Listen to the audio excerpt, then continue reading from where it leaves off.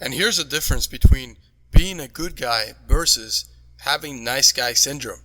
Being a nice guy means you don't have personal boundaries. You go above and beyond to please women while not giving yourself what you need as a man.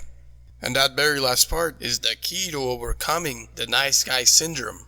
The nice guy sacrifices his power and puts down his value as a man in order to get the validation of the girl he likes. Now, what's validation? A girl gives you validation when she treats you nicely and makes you feel good about yourself. But then when she acts distant towards you, you worry and don't feel good about yourself anymore because you lost her validation. And the thing that drives you the most when you're a nice guy is fear of losing the girl's validation.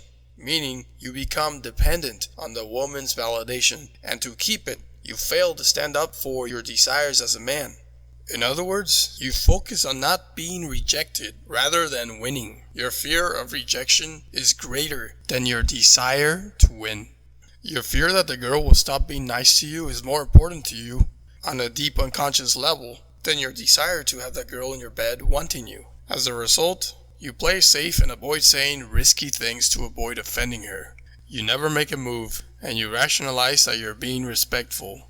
You hold yourself back from flirting because you're afraid she'll reject you, and you never let your intent known until it's too late and you find out she's hooking up with another guy. Take a deeper dive on how to flip a girl and how to re-attract that girl who got away.